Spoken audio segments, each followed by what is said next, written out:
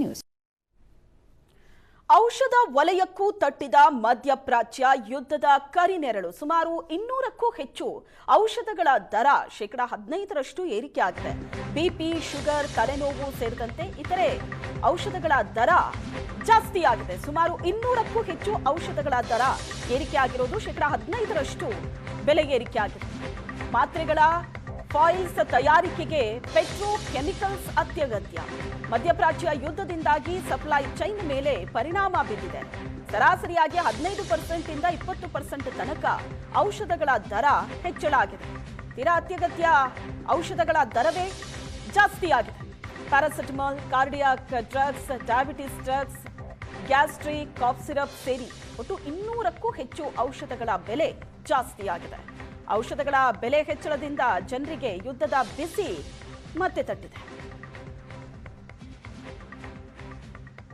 ಯುದ್ಧದ ಪರಿಣಾಮ ಈಗಾಗಲೇ ಒಂದರ ಮೇಲೊಂದರ ಬೆಲೆ ಏರಿಕೆ ಆಗ್ತಾ ಇದೆ. ತೈಲ ಬೆಲೆ ಏರಿಕೆ ಆಯಿತು. ಈಗ ಸದ್ಯಕ್ಕೆ ಔಷಧಿಗಳ ದರವೂ ಕೂಡ ಜಾಸ್ತಿ ಆಗಿರುವಂಥದ್ದು. ಹಾಗಿದ್ರೆ ಎಷ್ಟು ಜಾಸ್ತಿ ಆಯಿತು, ಯಾವ್ಯಾವ ಔಷಧಿಗಳ ಬೆಲೆ ಜಾಸ್ತಿ ಆಗಿದೆ ಅನ್ನೋದ್ರ ಬಗ್ಗೆ ಮಾತನಾಡೋದಕ್ಕೆ ನಮ್ಮ ಜೊತೆಗೆ ಡ್ರಗ್ಸ್ ಅಸೋಸಿಯೇಷನ್ ಅಧ್ಯಕ್ಷರಾಗಿರುವಂತಹ ಮಾಯಣ್ಣ ಅವರಿದ್ದಾರೆ. ಅವ್ರನ್ನ ಮಾತಾಡಿಸ್ತೀನಿ. ನೇರ ಕಾರಣ ಬಂದು ಮಧ್ಯಪ್ರಾಚ್ಯ ಯುದ್ಧದ ಎಫೆಕ್ಟ್ ಮೇಡಮ್.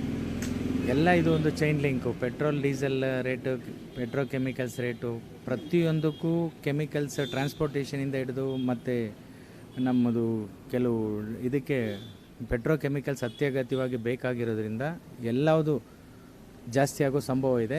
ಈಗ ನಮಗೆ ಯಾವುದೂ ಸದ್ಯಕ್ಕೆ ರಾತ್ರೋರಾತ್ರಿ ಜಾಸ್ತಿ ಆಗಿರೋದಿಲ್ಲ ಮೇಡಮ್. ಗ್ಯಾಸ್ ಥರ, ಪೆಟ್ರೋಲ್ ಥರ ಇವತ್ತು ರಾತ್ರಿ ಡಿಕ್ಲೇರ್ ಮಾಡಿದ್ರೆ ಬೆಳಿಗ್ಗೆ ಜಾಸ್ತಿ ಆಗೋ ಥರ ನಮ್ದಿರಲ್ಲ. ಯಾಕೆಂದರೆ ಒಂದು ಬ್ಯಾಚ್ ಮ್ಯಾನುಫ್ಯಾಕ್ಚರ್ ಆದರೆ ಅದು ಕನ್ಸ್ಯೂಮ್ ಆಗಲಿಕ್ಕೆ ಮಾರ್ಕೆಟಲ್ಲಿ 1 or 2 months ಬೇಕಾಗುತ್ತೆ. ಆ ನೆಕ್ಸ್ಟ್ ಬ್ಯಾಚ್ ಮ್ಯಾನುಫ್ಯಾಕ್ಚರ್ ಮಾಡಿದಾಗಲೇ ನಮಗೆ ಕರೆಕ್ಟಾಗಿ ನಿಖರವಾಗಿ ಎಷ್ಟು ಜಾಸ್ತಿ ಆಗಿದೆ ಅಂತ. ಇವಾಗ ಕೆಲವು ಕಾಫ್ ಸಿರಪ್ಸು, ಡಯಾಬಿಟಿಕ್ ಡ್ರಗ್ಸು ಮತ್ತು ಕಾರ್ಡಿಯಾಕ್ ಡ್ರಗ್ಸು ಸ್ವಲ್ಪ 10 to 15%, ಕೆಲವು ಡ್ರಗ್ 30 to 35% ಜಾಸ್ತಿ ಆಗಿದೆ. ಇವಾಗೇನು ನಮಗೊಂದು 200 ಫಾರ್ಮುಲೇಷನ್ಸ್ಗೆ ಜಾಸ್ತಿ ಆಗಿರಬಹುದು. ಇನ್ನು ನಮ್ಮದು ಟೋಟಲ್ ಫಾರ್ಮುಲೇಷನ್ಸು 5,000 to 6,000 ಫಾರ್ಮುಲೇಷನ್ಸ್ ಇದೆ. ಅದೆಲ್ಲ ನಿಖರವಾಗಿ ನಮ್ಗೆ ಗೊತ್ತಾಗೋದು ಒಂದು 6 ತಿಂಗಳು ಟೈಮ್ ತೊಗೊಳುತ್ತೆ ಮೇಡಮ್. ಮಾರ್ಕೆಟಲ್ಲಿ ಏನು ಕನ್ಸ್ಯೂಮ್ ಆಗುತ್ತೆ ಅದಾದಮೇಲೆ ಅವ್ರು ನೆಕ್ಸ್ಟ್ ಮ್ಯಾನುಫ್ಯಾಕ್ಚರ್ ಮಾಡಿದಾಗ ನೆಕ್ಸ್ಟ್ ಬ್ಯಾಚ್ಗೆ ನಮ್ಗೆ ಗೊತ್ತಾಗುತ್ತೆ ಯಾವುದು ಇದಾಗಿದೆ ಅಂತೇಳಿ, ಹೈಕ್ ಆಗಿದೆ ಅಂತ.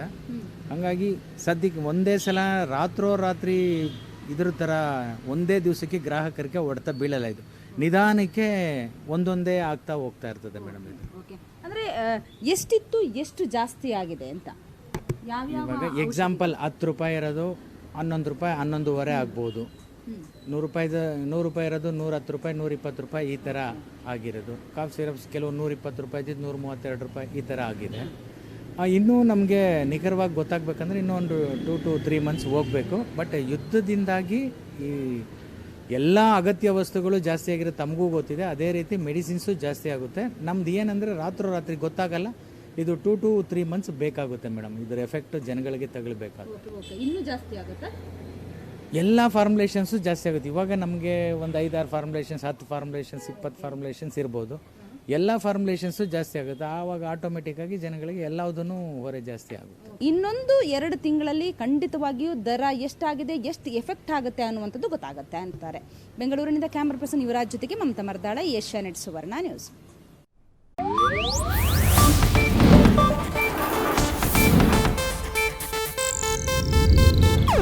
ಇದು ಏಷ್ಯಾನೆಟ್ ನ್ಯೂಸ್ ನೆಟ್ವರ್ಕ್ ಪ್ರಸ್ತುತಿ.